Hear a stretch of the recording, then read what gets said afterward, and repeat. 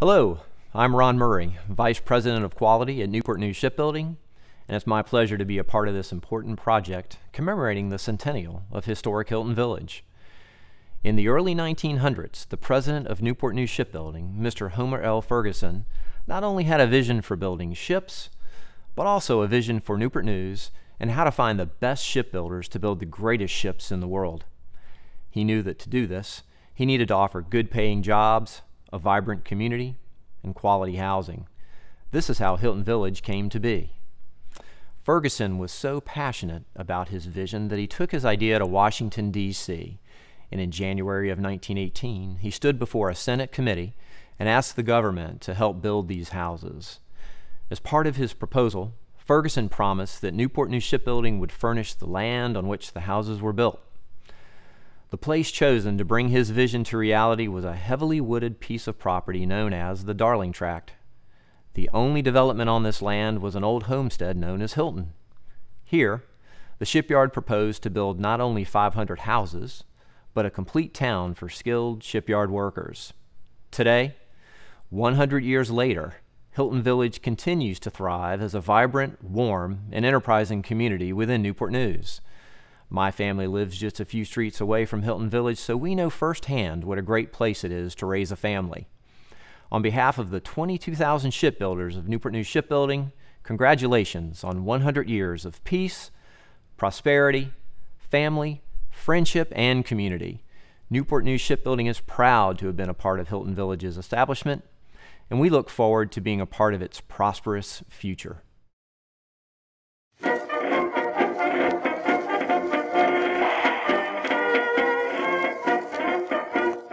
Up to mighty London came an Irishman one day. A graduate of the College of William and Mary and a local scholar, Ruth Chambers started researching Hilton Village for a college thesis. This research culminated in her book, Hilton Village, 1918 to 1968, which was published by the Hilton Village Women's Club and was the first published history of Hilton Village. Her book and thesis are still crucial sources of information on Hilton Village. This is the story of a town that began as a daring idea in the minds of worried shipbuilders in Newport News, took form and shape around the conference tables, in the drafting rooms, and on the drawing boards of architects in Boston, and finally received the breath of life, in this case the necessary appropriations from gravely concerned lawmakers in Washington to emerge a lusty, full-grown new community on the shores of the James River. Its name was Hilton Village, and the year was 1918. For the first time in history, the United States government went into the housing business on a large-scale, community-wide basis during a period of national emergency in order to provide homes for war workers. Not only was Hilton the first of the 100 or more wartime villages built by the government, it was also the most significant historically, since the initial step in awakening Congress to the alarming housing shortage and its relation to the war effort was taken by Shipyard President Homer L. Ferguson. The construction of Hilton, built around the supervision of the original agency, the United States Shipping Board, was only a beginning in the remarkable story of how the government organized to meet the unprecedented emergency. It was an effort of heroic proportions and scope. Despite shifting political alignments and the rapid development of the wilds of the former Free State of Warwick, Hilton has maintained its own identity and character, neither absorbing nor being absorbed by the new communities and business interests which sprang up and closed in upon the village, surrounding it on all sides almost as densely as had the tall pine forests of the earlier days.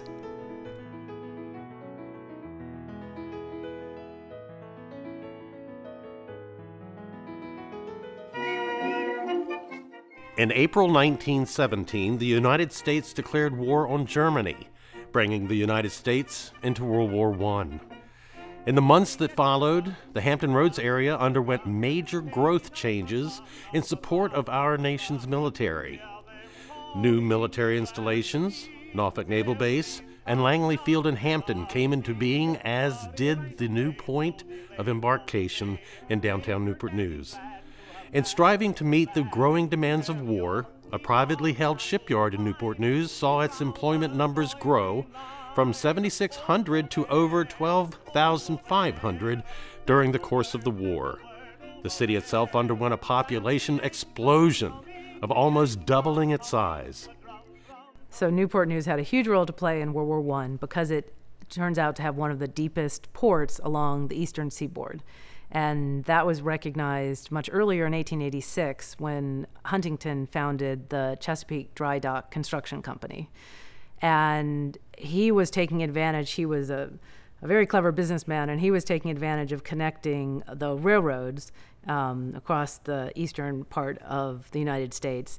And one of his last pieces of the puzzle was to connect from Richmond to Newport News.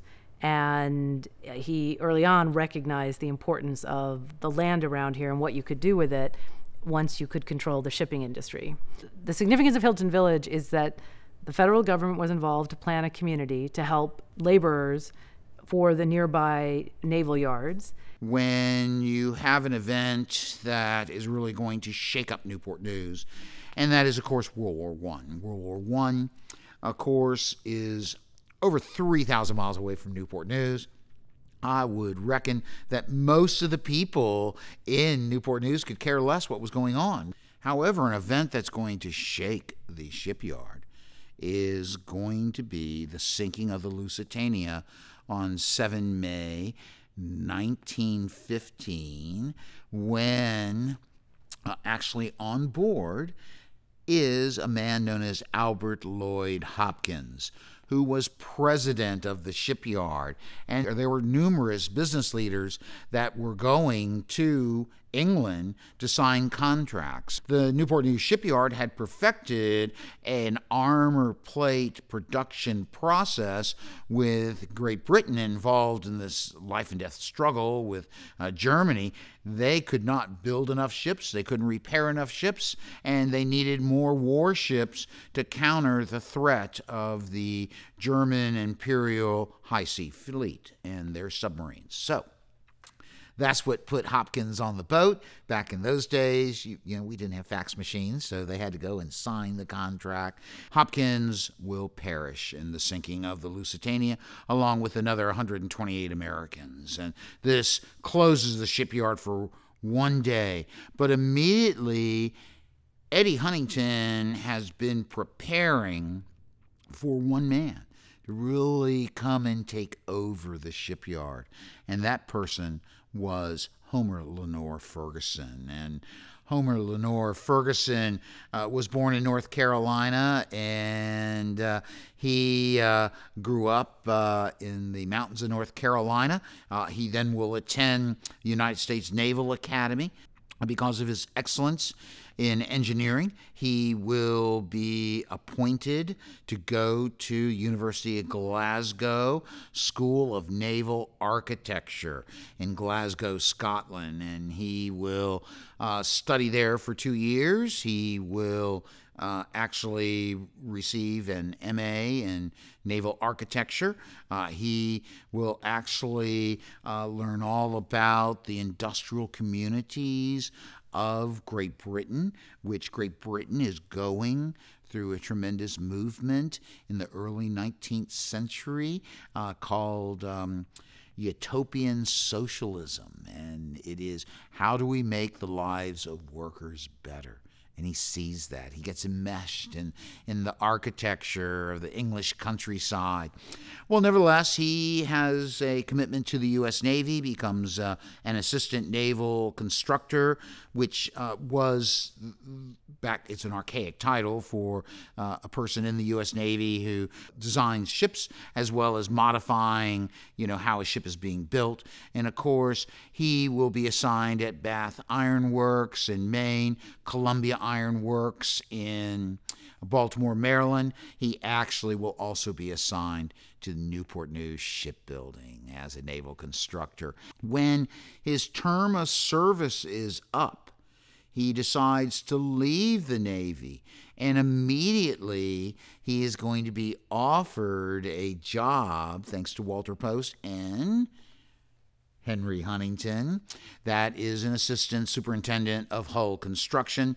And so when Albert Hopkins dies, Eddie Huntington will immediately hire Homer Ferguson as president of Newport News Shipbuilding, and immediately Ferguson is going to set forth a series of improvements to the yard, cleans up the yard, gets rid of scrap metal. He creates a special canteen.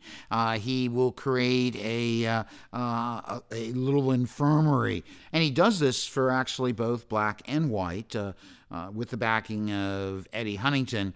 You know, the Huntingtons, although profited greatly from their ventures here in Virginia, were in very much colorblind.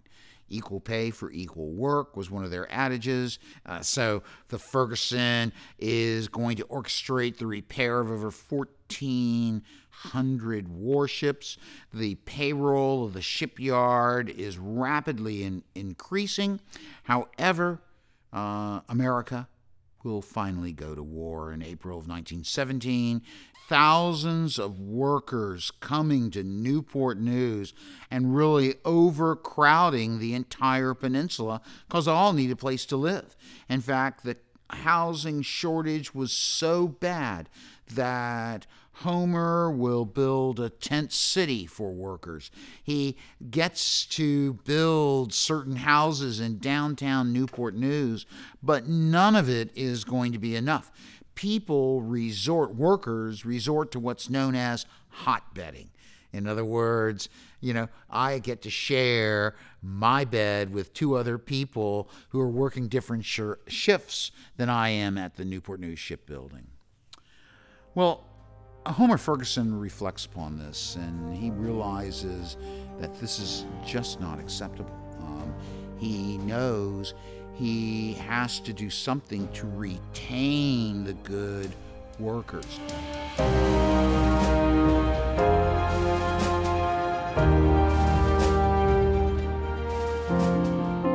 This just in.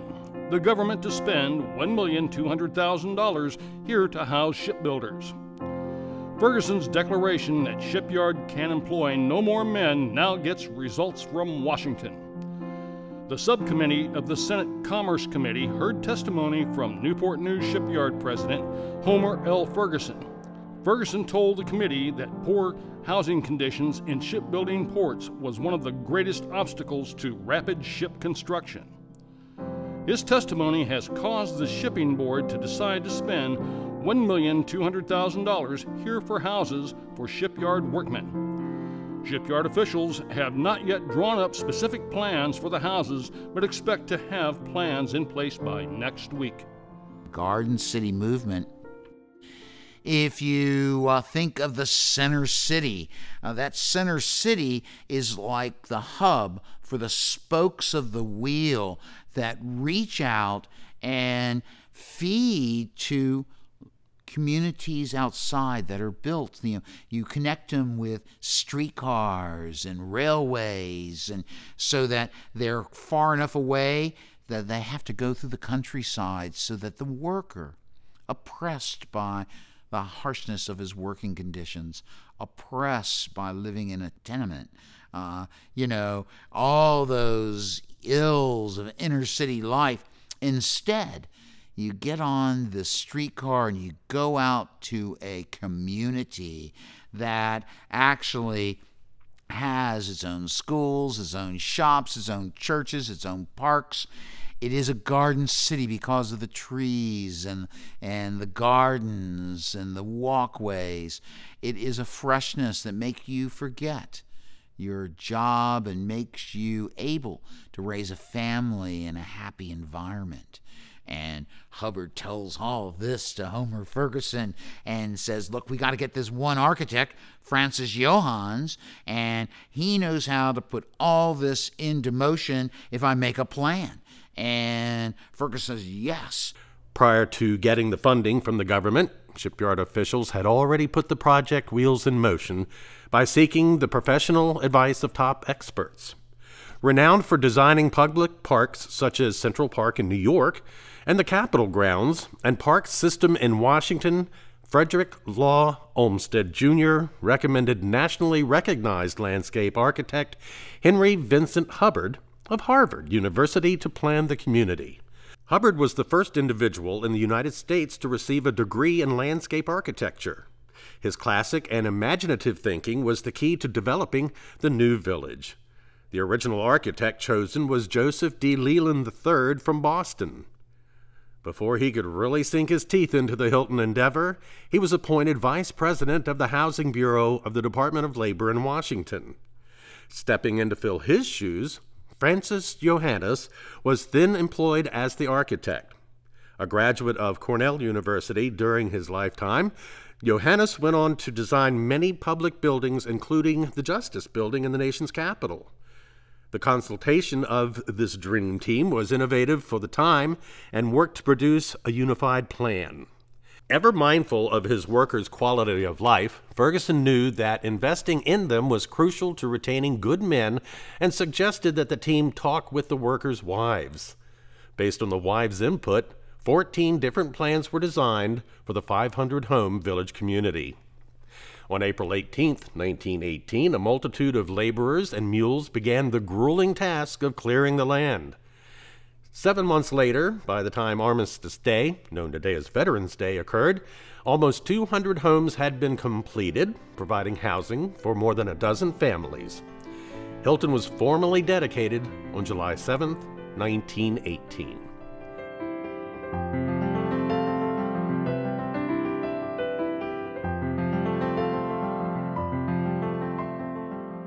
We must remember that Hilton Village was the pioneer town in suburban development. Here was a housing development sitting alone in rural surroundings, not near any large city where it might have been rapidly swallowed up. We still believe that the inhabitants of Hilton Village were happier in the early days when we had less material resources. And with hard work and determination, which accompanies pride of home ownership, Hilton Village has been transformed into a veritable place of beauty. Old-timers have said I was the first baby to be born in the village. I have no documented proof of this claim, but I do know I was born in the upstairs front bedroom of this very house on May 16, 1919. I was born in the same year and the same month that the new Hilton Elementary School opened its doors. The school and I were both 6 years old when I enrolled in the first grade. It was the greatest place to raise a family that you could ever imagine. The neighborhood, the friendliest people you ever met. But I think it was the ideal situation. I had 2 boys, and I was teaching at Hilton School. So we got up in the morning, everybody got dressed for school, and we all walked to school together.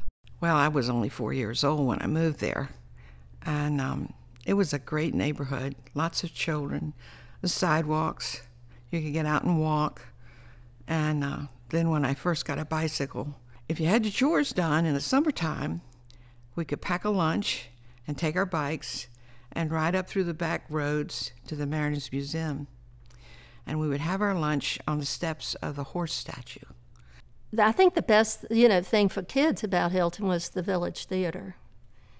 The tickets were 14 cents. And even at that time, that was a bargain. Remember with the movies, they always had a newsreel and cartoons. So it was like a full day. It was what you did, and it was so much fun. The dell, we used to call it, the ravine. And you weren't supposed to go down there, but we would. There's a pipe that goes through, stormwater runs from the runoff from Brandon Heights area through the big pipe there at the north end of by Post Street and into the ravine and under the playground and empties out into the James River. And it was always a big deal to climb through the pipe. Many of the kids would take a dare and go through the pipe, and it was, you know, kind of ratty and kind of not too clean. But I climbed through one time when I was probably in about the 5th grade, and that was the only time. But many of my classmates did. In my junior high years, I don't know who organized it, but they had sock hops behind Hilton School, and we had a DJ. And every Friday night, I think they had refreshments, but you know, get your skirt on and walk down, and they would start the music, and I guess we all went home about 9 or 10 o'clock. The July 4th parade was probably the most long-term favorite memory of the family. With, you know, the kids when they were little would be in the parade. This was the perfect place to raise children. There was no traffic. There were places to buy 5-cent cones of ice cream and penny candy. When sidewalks were built, we had a place to roller skate and ride scooters. The village was full of children. One of my memories is about seeing Bill Styron hanging off Hilton Pier. William Styron was born in 1925 in the old Buxton Hospital on Chesapeake Avenue. He attended Hilton Elementary, swam in the James River off the Hilton Pier, was a teenage usher at the Village Theater, and delivered newspapers that he picked up at a store that later became the now defunct Hilton Country Club. He attended Hilton Elementary and graduated from Christ Church School and Duke University. He would later go on to write many best-selling novels, including Sophie's Choice and The Confessions of Nat Turner. He received a Pulitzer Prize and the National Book Award for his work. I just remember walking with my mother up to the stores in Hilton, and you know, I remember every summer she would take me there to the shoe store where we could look in the x-ray machine and see our feet. We had Seward's Grocery Store, which was up on Warwick Boulevard, where the PMA architecture firm is now. That was the main grocery store, and my mom would order groceries, and they would be delivered to the house, which was quite nice. Well, Seward's was the market, and there was a lady who lived right in front of me, Mrs. Atkinson. And when Seward's closed, I would say in the late 60s, I'm not sure the exact year, but maybe 68 or 69, Mrs. Atkinson had never put foot in a grocery store. Seward's had brought every bite of food she had ever eaten, and she had had a family and children. I always thought that was the most wonderful story. You see these young mothers with young children who can walk to school and ride their bike in the neighborhood and go up and get an ice cream cone, and the mothers can let the kids play outside without the fear and the... Oh, I know one thing I really wanted to mention is the river, and how important in my life the river was. Just to be able to go down there and be there, and how fortunate I think it was for all of the village and people in our area who to have Hilton School that has that big playground area. And we've used it for church services.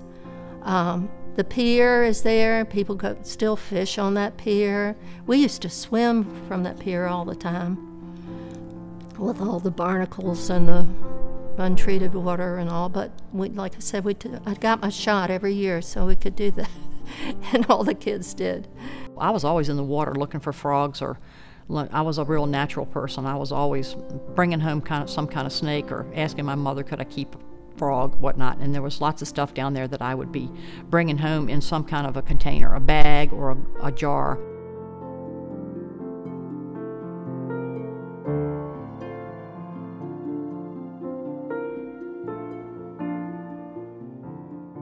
You can't ask for a place that people are more interested in helping one another. And it is the really true story. If it takes a village to raise a child, we had a village. I think it's a wonderful place to live. I think it's a great place, especially for young children, if you want to be part of a community. Fond memories of just the area, but you know, mostly the people. And when the trolley came, everybody came rushing up to the corner because Daddy had come home. And that, I believe the trolley only ran when the shift changed at the shipyard. It was a different way of life. We walked, we talked, we knew our neighbors. Everybody felt very safe. We never locked their doors. And I think with the one of the things that really drew us to Hilton was the rhythm of the neighborhood. That you could see that it had a life of its own, and it had the way they designed it was just so wonderful, to have sidewalks and to have the churches and to have the river being there to be able to draw people to.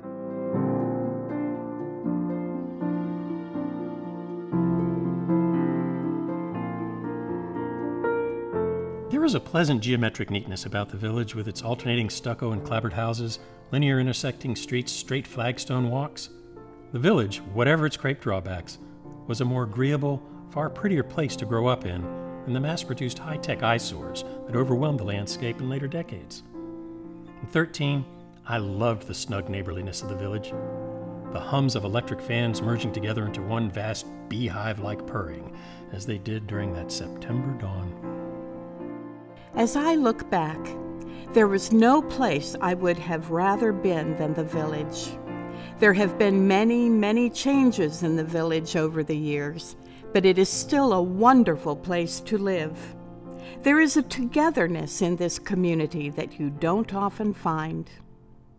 It was planned with a lot of forethought of people that were thinking very much out of the box in 1917 and 18 about workers in the shipyard, and that it was built with a lot of forethought and with a lot of planning that probably doesn't go into neighborhood planning today.